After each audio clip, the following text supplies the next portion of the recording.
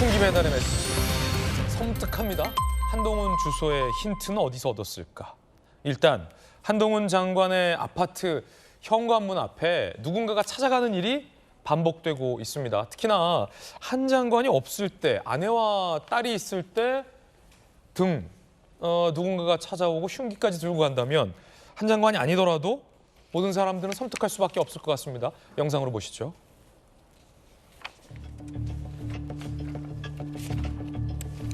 자, 이 화면을 잘 봐주십시오. 지난 11일 새벽 서울 강남구 소재 한 장관 아파트 현관문 앞입니다. 종이 가방을 든 남성, 무언가를 툭 떨어뜨리죠. 자, 이후에 바닥에 있는 물건을 가지런히 놓는데요. 바로 흉기 1개와 점화용 토치 3개였습니다. 흉기 1개와 점화용 토치 3개. 수사에 착수한 경찰은 서울 강동구에서 이 남성을 검거했습니다. CCTV 화면을 보니까 더 섬뜩합니다. 흉기 1개와 토치 3개.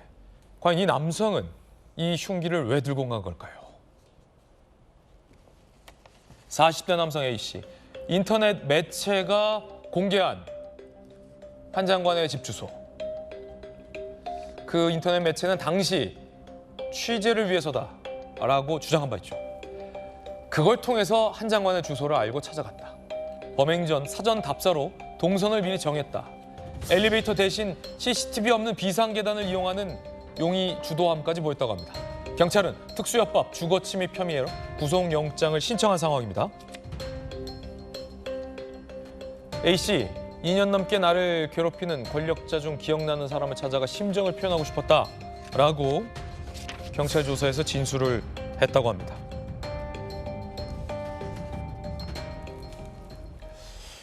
CCTV 영상 좀 다시 보시면 정익진 변호사님, 네네. 섬뜩한데요. 이게 뭐 한동훈 장관 집이라서 꼭 그런 것이 아니라 만약에 나의 집에 내가 없을 때에 뭐 예를 들어 어린 아이들이나 처자식만 있을 때에 이런 남성이 흉기와 토치 3개, 의도가 점화용 토치면 너무나도 의도가 섬뜩한 건 아닙니까? 얼마나 무서울까요? 어떻게 보셨습니까? 일단 뭐 흉기도 흉기지만 이게 점화용 토치니까 만약에 뭐 기름 같은 걸 묻힌 걸로 방화를 할 수도 있었다는 거 아닌가 그런 생각이 들고요. 네. 저 사람이 이제 40대 무직이고 남자인데 그런데 제가 봤을 때 중요한 건 뭐냐면은 이제 저 사람이 사전에 답사도 하고 동선까지 예. 머릿속에 딱 다 그렸다 뭐 이런 이야기도 나오지만 제가 봤을 때 제일 섬뜩한 건 뭐냐면은 시각이에요.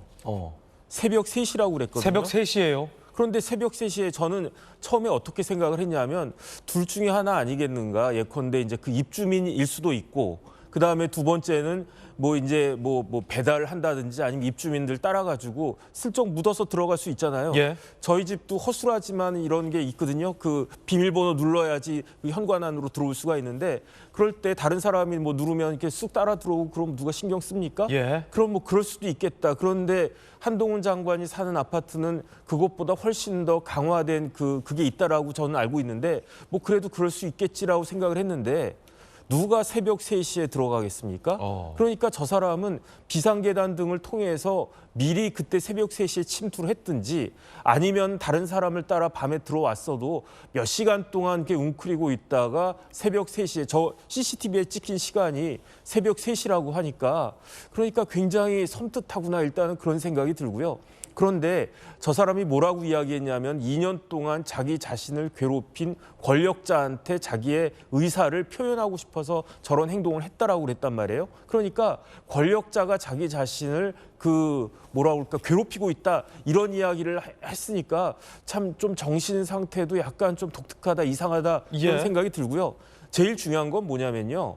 혼자 단독 범행인가 아니면 지난번 김은겸 의원 그 이야기한 것처럼 누군가랑 협업한 것이 아닌가. 왜냐하면 저런 행동을 그렇게 혼자 단독으로 할 수가 있겠나? 저는 그런 생각도 들어가지고 경찰이 이런 부분들에 대해서는 좀 확실하게 밝혀야 되지 않겠나 그런 생각이 들고 그다음에 이제 다른 장관은 모르겠고 한동훈 장관에 대해서는 이런 일이 벌써 2번째 아니겠습니까? 조금 경찰이나 해가지고 좀 강화된 보호 조치가 필요하지 않겠나 하는 생각이 개인적으로 들 정도로 이번이 처음엔 간단하게 생각 생각했는데 보면 볼수록 이상한 구석이 많다. 저는 그렇게 생각이 됩니다. 예, 집 앞에 흉기를 들고 찾아간 이 남성 경찰이 붙잡았는데 논란이 되는 것은 방금 말씀해 주셨던 것처럼 범행 시각도 시각이고 어떻게 침패느냐 그리고 범행 동기도 불순하다라는 것입니다. 아찔한 상황. 문제는 이 남성이 이 집 주소를 지난해 10월이었죠. 한 인터넷 매체에 공개로 알게 됐다라는 겁니다. 그때 당시 한동훈 법무부 장관이 본인의 집 주소가 노출된 것에 대해서 이런 우려를 표명했습니다. 들어보시죠. 최근에 스토킹 피해 당하셨는데 해당 유튜브에서는 이제 취재 활동이라고 주장하고 있단 말이죠. 이거에 대해서 좀 어떻게 생각하십니까? 어떻게 약점을 잡아보려고 밤에 미행한 것 같은데요. 제가 이상한 술집이라도 가는 걸 바랬겠죠. 그런데 이 나라가 미운 사람 약점 잡으려고 밤에 차량으로 반복해서 미행해도 되는 나라에서는 안 된다고 생각합니다. 결국 주소까지 공개가 됐고 이런 일까지 벌어졌는데 미운 사람 약점 잡으려고 미행해도 되는 나라에서는 안 된다. 그 말이 일종의 현실화가 됐어요. 미운 사람 해코지하려고 미행하게 됐고 흉기까지 지금 놓은 건데 그 매체가 지금 그 공개한 주소를 보고 찾아갔다. 어떻게 보십니까? 당에서는 좀 우려스러운 상황으로 보시죠.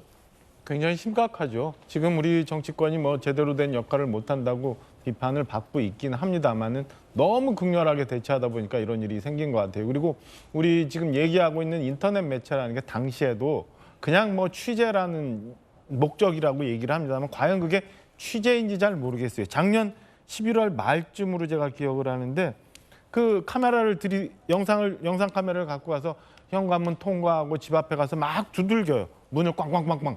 그 공포스러운 거고 이 안에 만약에 사람들이 있었다면 그게 얼마나 어떤 감정을 느꼈겠어요. 그거는 사실은 취재라기보다는 그 집을 완전히 공개하고 그 안에서 무슨 겁을 주기 위한 행동이지 저는 그게 정상적인 취재라고 생각지 않습니다. 그러니까 이 극렬 지지층들의 저런 도가 넘는 행위도 근절돼야 되고 이를 통해서 무슨 정치적 메시지를 전달하는 게 이게 온당한 거라고 저는 생각지 않거든요. 그리고 이게 정상적인 국민들의 여론이라고도 생각지 않아요. 저거는 반드시 근절시켜야 되고 또 하나 이런 식으로 이런 일들을 조장하고 그다음에 언론이라는 탈을 쓰면서 저렇게 범죄의 영역을 넘나드는 저런 취재라는 탈을 쓴 행위들은 더 이상 없어져야 한다고 생각을 합니다. 저는 그래야 이 정치도 좀 건전해질 수 있는 거고 그다음에 국민들로부터 비판과 그다음에 뭐 격려도 그런 식으로 건전하게 표현이 되는 거지 저는 우리 사회를 굉장히 왜곡시키는 잘못된 행위들이라고 생각합니다. 김영주 의원님, 흉기를 놓는다는 것, 흉기를 배달해 놓는다는 것은 누군지 모를 사람이 우리 집 앞에 흉기를 놓고 갔다. 당하는 사람 입장에서는 매우 무서운 이야기인데 그 흉기를 놓는 메시지는 명확한 거죠. 경고고 협박으로 봐야 되는 거죠. 예, 뭐 제명으로 보면 특수 협박 뭐 혹은 그런 부분입니다. 사실은 지금 현재 우리 사회에서 소위 이른바 탐사 보도 채널, 탐사 보도 방송 혹은 유튜브 이 개인적인 어떤 언론의 영역에서 벗어나 있는 그렇기 때문에 언론 윤리에 오리엔테이션이 전혀 없는 이런 사람들이 무분별하게 활동하면서 실제로 개인정보라든지 그런 것을 무차별적으로 이렇게 모든 사람들이 다 알 수 있도록 만들어 놓는 이런 사항들이 한두 건 아니고 만약 이 사건 플러스 묻지마 말하면 폭행이 연동된다면 근데 만에 하나라도 한 장관이 집을 나설 때 누군가 칼을 들고 들어간다든지 흉기를 난동시켰다면 이 사태가 어떻게 됐겠습니까? 상당히 위험한 사건이고 그래서 간단히 볼 수 없는 사건이다. 지금 현재 보기에는 이 사람은 마치 말하자면 그 정신적으로 약간 문제가 있어 보이지만 실제로 어떤 배경인지는 더 알아봐야 될 것 같다는 생각이 듭니다. 예, 해당 매체 당시에서는 뭐 우린 취재 활동을 한 것이다라는 정상적인 입장이고 정치권 일각에서는 공직자라면 당연히 이런 걸 감수해야 한다라고 했던 발언도 기억이 나는데 아무리 공직자라 하더라도 저렇게 글쎄요, 뭐 흉기에까지 노출되는 것을 감수해야 할 공직자의 의무는 없어 보이는데 전재수 의원님 어떻게 보십니까? 예, 뭐 저도 동의합니다. 네. 이게 있어서는 안 되는 일입니다. 그리고 이런 일들에 대해서는 사법당국, 수사기관이 강력하게 대응을 해야 된다라는 말씀을 드리고요. 뭐 저 같은 경우만 하더라도 어디 행사장에 가서 뭐 인사를 할 경우에 상당히 이제 뭐 상당히 그 위해를 가하려고 한다든지 이런 경우가 들어 있습니다. 예. 들어 있고 그런 것들을 당하다 보면 야 이게 자칫 잘못하면 이게 그 뭐 큰일이 될 수도 있겠구나라는 것을 왜냐하면 저희들은 이제 사람 만나는 일이 이제 직업이기 때문에 많은 사람들 더더구나 다양한 사람들 최대한 많은 사람들을 만나다 보니까 그런 일 저희들이 이제 뭐 이제 겪는 일인데 이런 일은 있어서는 안 된다라는 말씀을 드리고 어떤 이유에서건 이런 식으로 정치적 의사를 표현해서는 안 된다라는 말씀을 분명히 좀 드리고 싶고 다만 이 시점에서 우리 정치권이 한 번쯤은 돌아봐야 될 부분이 분명히 있습니다. 뭐냐면 정치라는 것이 갈등과 대립과 분열과 싸움을 조정하고 조율하는 것 그래서 톤 다운 시켜가지고 어떻게든 더 큰 싸움으로 번지지 않도록 양측이 만족할 만한 수준은 아니지만 양해 가능한 수준에서 타협을 하는 것이 바로 정치의 역할이거든요. 근데 지금 우리 정치가 끊임없는 대립과 갈등과 이 싸움을 부추기고 있는 상황이거든요. 그러다 보니까 이게 우리 국민들로 하여금 이런 행동을 유발하게 만드는 그 근본적이고 근원적인 책임이 우리 정치권에 있다고 생각을 합니다. 그렇기 때문에 정치가 제 역할을 좀 해나간다면 이런 일들은 저는 사라질 것이다 이렇게 생각을 합니다. 다시 한번 이런 일들을 보면서 우리 정치권에게 주어진 과제가 또 하나 더 늘어나는 것이 아닌가 이렇게 생각을 합니다. 예, 정혁진 변호사님, 네네. 그 해당 매체의 관계자가 에 대해서 검찰이 구속영장을 청구했는데 법원에 이분도 유창훈 전담 판사였군요. 유창훈 전담 판사가 이거 기각을 했어요. 네네. 그래서 그 해당 매체 관계자가 또 구속영장이 이제 기각이 됐는데 네네. 마침 이 흉기 배달한 남성에 대해서 경찰이 구속이 필요하다라고 신청을 했어요. 만약에 검찰이 이걸 받아들여서 또 영장을 청구한다면 이분도 혹시 또 기각될 수 있는 겁니까? 글쎄요, 유창훈 부장한테 그 배당이 되면은 기각이 될 가능성이 상당히 다른 그 영장 전담 재판부보다는 높지 않을까. 일단 그런 생각이 들고요. 그런데 지금 혐의가 뭐냐면은 주거 침입에다가 협박이거든요. 그런데 이게 단순한 주거 침입과 협박이 아니고 흉기가 있기 때문에 이렇게 흉기를 사용하게 되면 특수자가 붙어요. 네. 그래서 제가 형량을 찾아봤더니 특수 주거 침입이 5년이고 특수 협박이 7년인가 그럴 거고요.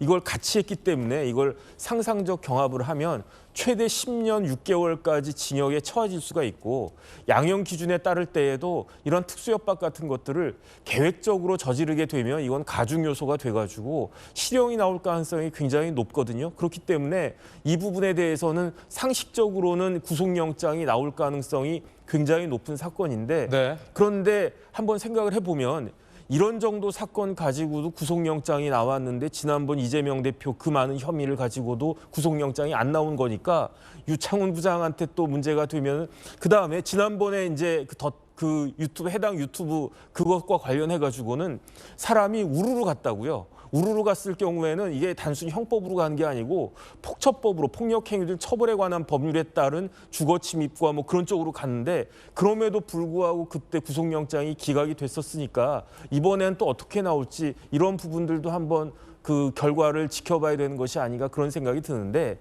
제 생각은 어떤 생각이냐면 요즘에 묻지마 최근에 좀 잠잠해지긴 했지만 최근에 얼마나 그 묻지마 살인 같은 것들이 있지 않았습니까? 이런 부분들에 대해서 우리나라 그 법원에서 좀 강력하게 제재를 해야 이런 일들이 재발되지 않지 이런 부분들에 대해서도 이렇게 형이 약하니까 자꾸 이런 일들이 반복되는 것이 아닌가 저는 그런 우려가 조금 되긴 합니다. 예.